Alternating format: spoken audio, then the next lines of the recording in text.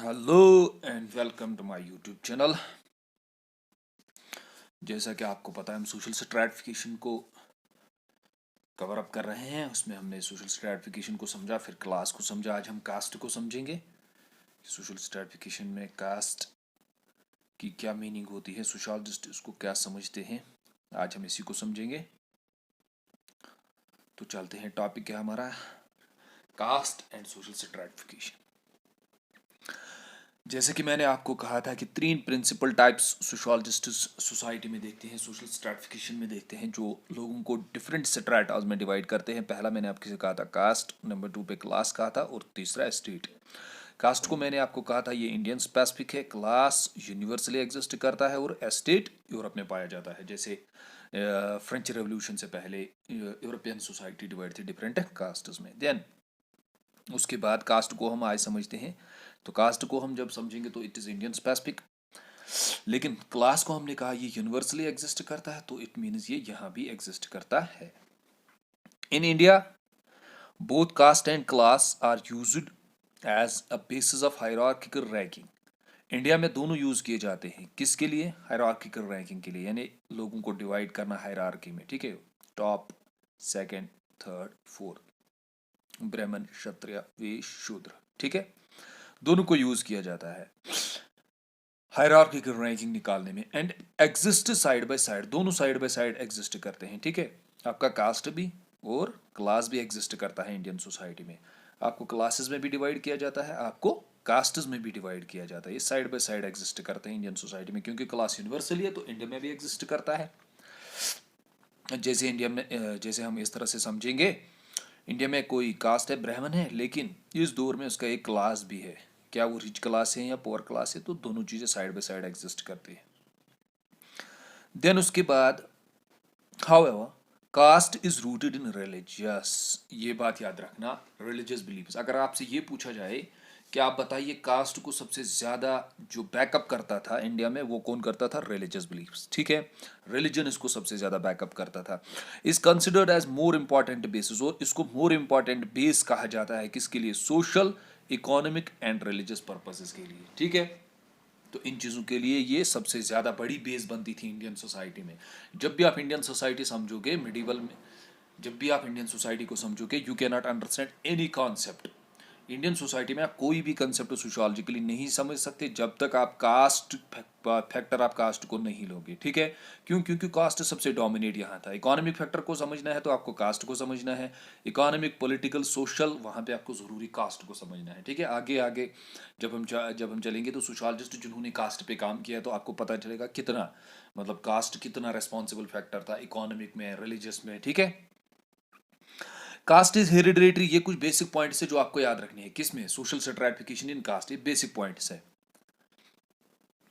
Cast is hereditary, caste is hereditary का मतलब क्या होता है? हेरिडेटरी का मतलब होता है ये कास्ट जो है ये पास हो रहा है फ्रॉम पेरेंट्स टू चिल्ड्रंस। ठीक है, एग्जाम्पल से समझते हैं कि ब्राह्मण है कोई, इसके बच्चे हो गए तो इनको भी क्या मिल गया? कौन सा कास्ट? ब्राह्मण मिल गया इनको कास्ट, यानी कि इनके ऑफस्प्रिंग्स को भी, जो इनके बच्चे आए हैं, जो इनके जीन्स हैं, उनको भी मिल गया। ठीक है, caste is hereditary social group, ये हेरिडेटरी सोशल ग्रुप है, जहां आप पैदा हो गए वही कास्ट आपको मिल गया।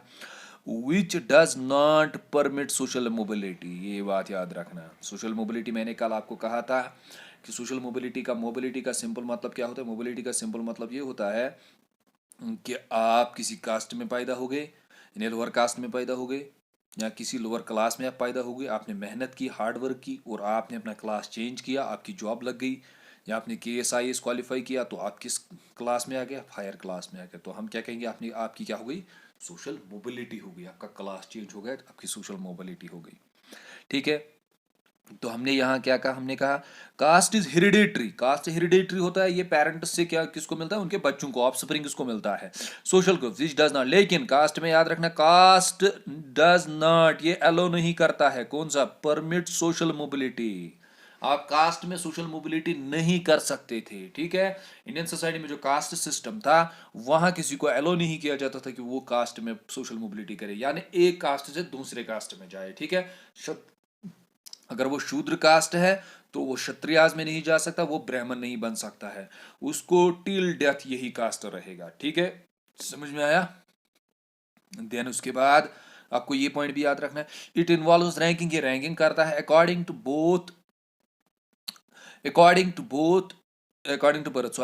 बर्थ ये क्या है, रैंकिंग की जाती थी कि आपकी कहाँ पे बर्थ हुई है। अगर ब्राह्मण कास्ट में हुई है आपको टॉप मिलेगा, अगर इसमें हुई है थर्ड और लास्ट मिलेगा। विच अफेक्ट वनस ऑक्यूपेशन, और इससे ऑक्यूपेशन आपके काम पे भी इफेक्ट पड़ता था। क्योंकि अगर आप शूद्र कास्ट में पैदा होंगे तो आपको क्लीनिंग करनी है, अगर आप ब्राह्मण कास्ट में पैदा हुए तो आप प्रीस्ट बनोगे, आपको एजुकेशन हासिल करनी है, रिलीजियस नॉलेज हासिल करनी है। तो ठीक इसी तरह से अगर आप ये क्षत्रियास तो आप वॉरियर बनोगे, आपको लड़ाई जंग लड़ने हैं, ठीक है।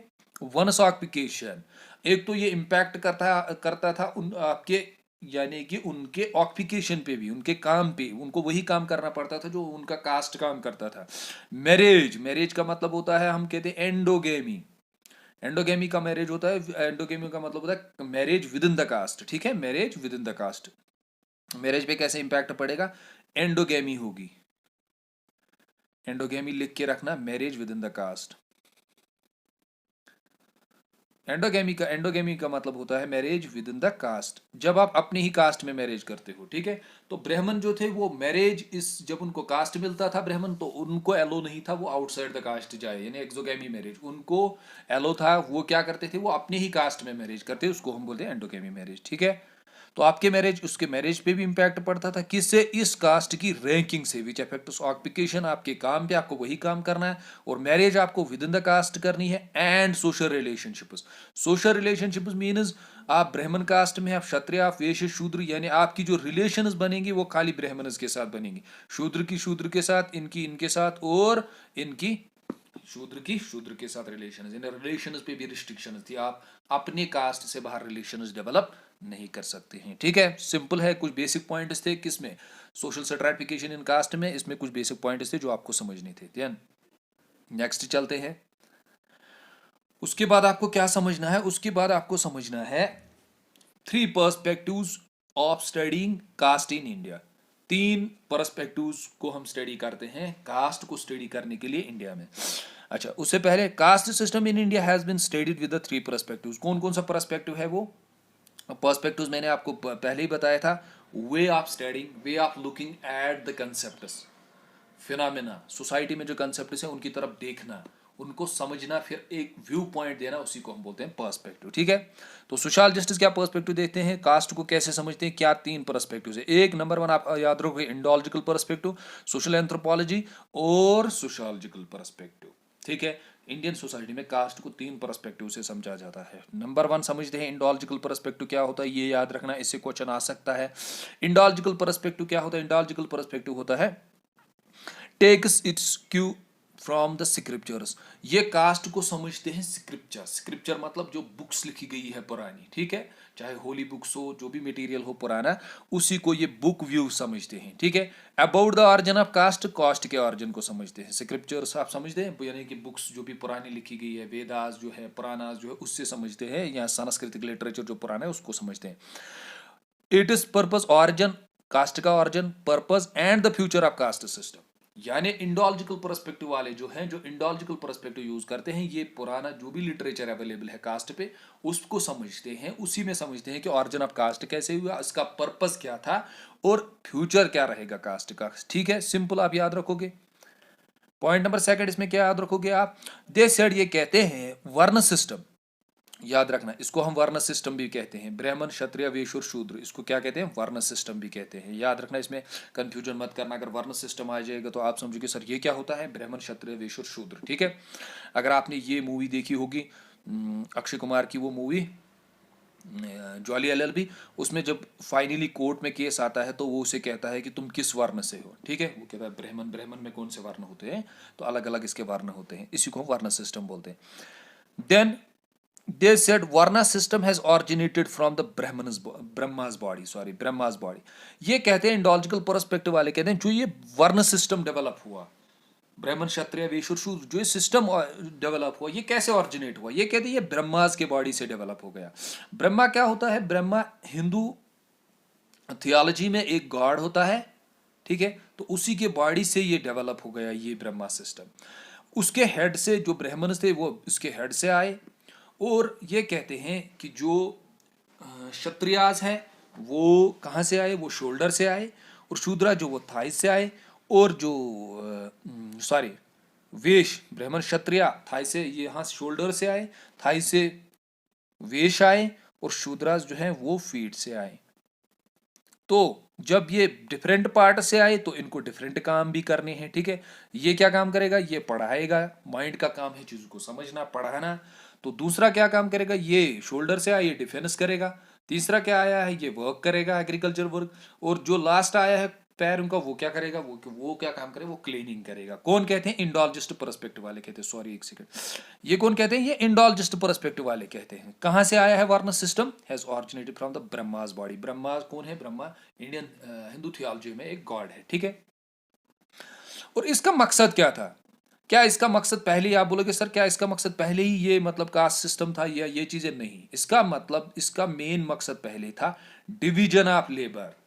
डिवीजन ऑफ लेबर क्या होता है, डिवीजन ऑफ लेबर को समझो। डिवीजन ऑफ लेबर का मतलब होता है लेबर वर्क को डिविजन्स में डिवाइडेड में क्रिएट करना। जैसे अभी हमारी सोसाइटी में है, हमारी सोसाइटी में अभी डिवीजन ऑफ लेबर कैसे हैं, डिवीजन ऑफ लेबर अभी हमारी सोसाइटी में है, एक एक काम करता है, दूसरा दूसरा काम करता है, तीसरा तीसरा काम करता है, और एक काम करता है। कोई सोसाइटी में क्या करता है, कोई सोसाइटी में प्रोफेसर है, कोई डॉक्टर है, कोई टीचर है, कोई इंजीनियर है। तो डिवीजन ऑफ लेबर क्या होता है, जब वर्क को डिवाइड किया जाता है, ठीक है, वर्क को डिवाइड किया जाता है डिफरेंट लोगों में। तो सेम इज द केस, वर्ण सिस्टम क्यों आया था, वर्ण सिस्टम ब्रह्मास के बाड़ी से आया था, लेकिन उसका मकसद ये नहीं था कि लोगों को डिवाइड किया जाए एक रिजिड कास्ट सिस्टम में। उसका मकसद ये था डिवीजन ऑफ लेबर, कि वर्क को डिफरेंट डिविजन्स में क्रिएट किया जाए, ताकि उसमें उसकी वजह से सोसाइटी में आसानी हो जाए। वर्क क्या आसान हो जाएगा, डॉक्टर अपना काम करेगा, टीचर अपना काम करेगा, इंजीनियर अपना काम करेगा, लेबर अपना काम करेगा, वर्कर अपना काम करेगा, ठीक है। सभी जब अपना अपना काम करते हो तो उससे क्या होता है, उसकी वजह से सोसाइटी में इंटीग्रेशन रहती है, और सोसाइटी पीसफुली एग्जिस्ट करती है। सोसाइटी में कोई कंफ्लिक्ट नहीं होता, सोसाइटी में कोई प्रॉब्लम नहीं होती, ठीक है। जैसे आपके घर में कोई काम होगा, आप काम को डिवाइड करते हो कि तुम ये करोगे, मैं ये करूंगा, मैं ये करूंगा, तो वर्क टाइमली अच्छे से कंप्लीट हो जाती है। तो उसी के लिए ये रखा गया था क्या, वर्ण सिस्टम। कौन कहते हैं, इंडोलजिस्ट पर्सपेक्टिव वाले कहते हैं, सिंपल। अच्छा, उसके बाद जैसे हमने यहां कहा, देखो जैसे उन्होंने कहा कि ब्राह्मणस को क्या रखा गया, प्रीस्ट, क्षत्रियास को वॉरियर्स रखे गए, और वेश को रखा गया, ये क्या है, कॉमन लोग है ये। शूद्रास को क्लीनिंग का काम दिया गया। तो ये डिवीजन ऑफ लेबर था इसका मकसद। इसका मकसद बिल्कुल भी पहले कास्ट नहीं था। कौन कहता है, इंडोलजिस्ट पर्सपेक्टिव वाले। तो आप बोलोगे सर फिर इतना कास्ट सिस्टम कैसे, ये धीरे धीरे इतना ये रिजिड कास्ट सिस्टम कैसे डेवलप हो गया, कि ब्राह्मण फिर वेश के साथ टच नहीं करते थे, शूद्र के साथ टच नहीं करते थे, उनके साथ मैरिजेस नहीं करते थे, उनको अपने घरों में काम नहीं करने देते थे, ठीक है।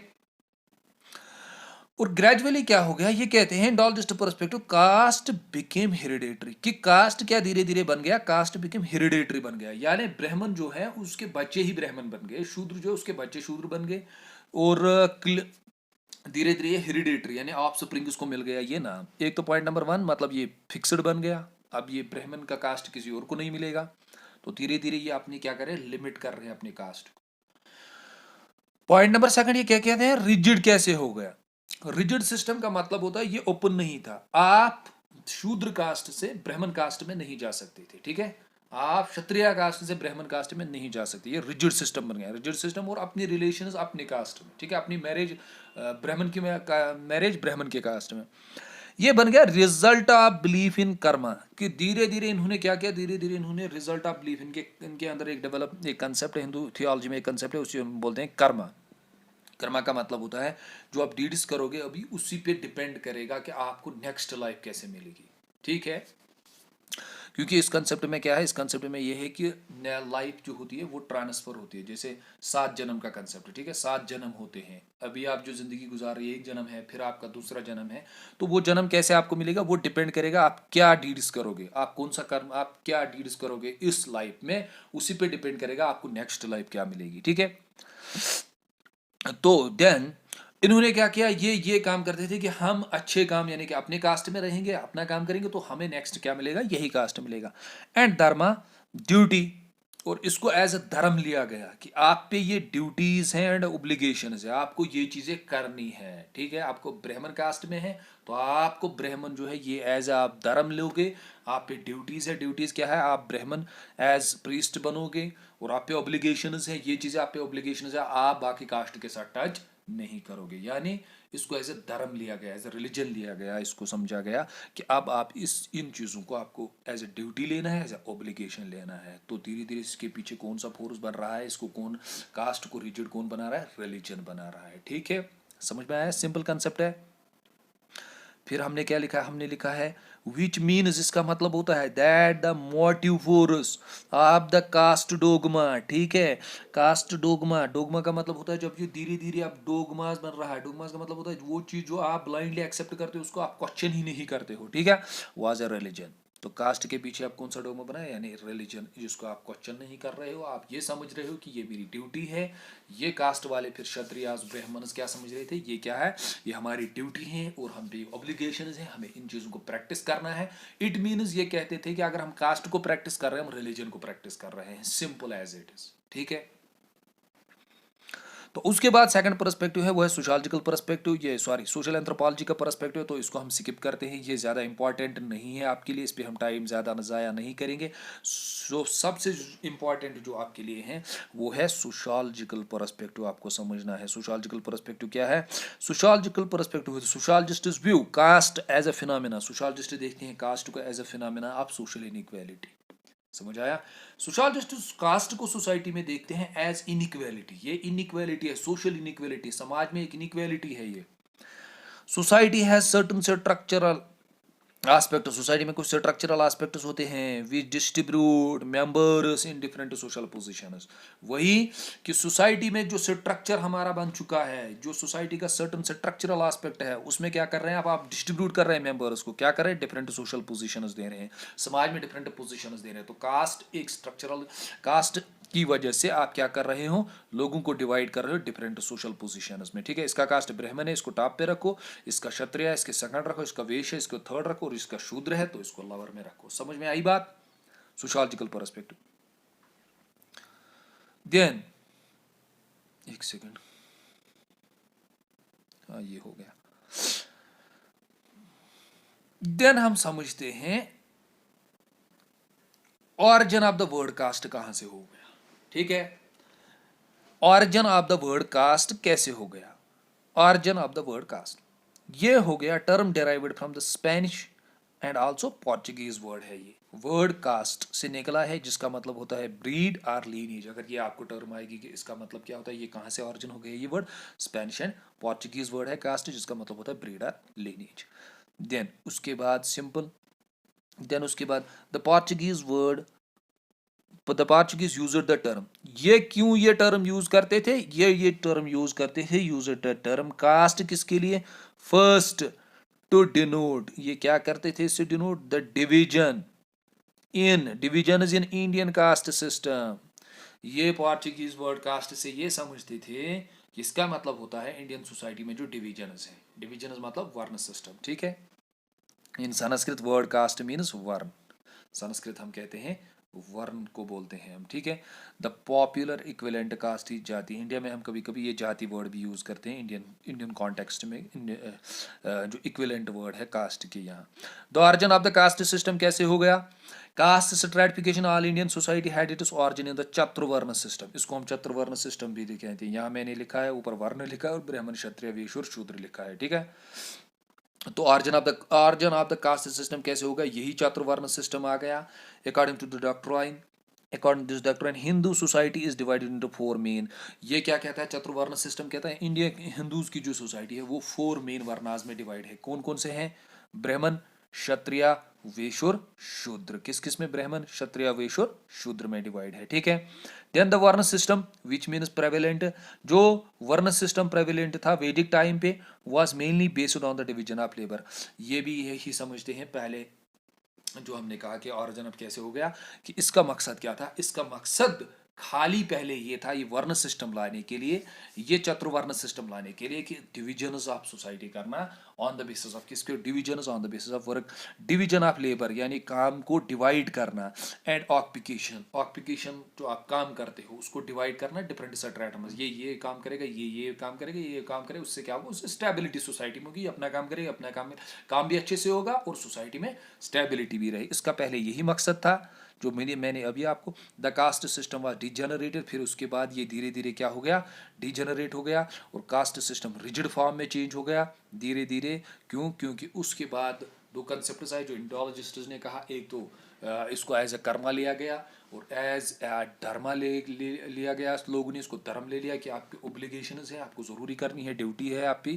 तो धीरे धीरे इसको रिलीजन ने बैकअप किया, तो ये चीज़ें फिर रिजिड सिस्टम में चेंज हो गई, जिसकी वजह से फिर क्या एक रिजिड कास्ट सिस्टम डेवलप हो गया। थैंक्स, शुक्रिया। ये अभी हमने कास्ट के कुछ बेसिक उसको समझा, आगे मैं आपको समझाऊंगा सोशल स्ट्रैटिफिकेशन की कास्ट को एज ए इनइक्वालिटी सोशलॉजिस्ट्स कैसे देखते हैं, सोशलॉजिस्ट्स इसको कैसे समझते हैं, जो बहुत ज़रूरी है, जिसमें हमें समझना है जीएस गुरे को, जिसमें एम एन श्रीनिवासन को समझना है, आंध्र बेटे को समझना है हमें, देन उसके बाद हमें समझना है गुरे को भी समझना है, एम एन श्रीनिवास को भी समझना है, ठीक है, उसका डोमिनेंट कास्ट समझना है, लोएस डोमो को समझना है, उसमें आंध्र बेटे को समझना है, देन उसके बाद दीपांकर गुप्ता को भी समझना है, ठीक है, वो इंपॉर्टेंट स्टडीज़ है। शुक्रिया, थैंक्स। चैनल को शेयर करते रहिए और कुछ अच्छे कमेंट्स भी अगर आपको लगता है कि सर अच्छा, अगर आपको अच्छे से समझ में आ रहा है तो ठीक है, वो भी कमेंट्स में लिख लीजिए। थैंक्स, शुक्रिया, thanks to all of you.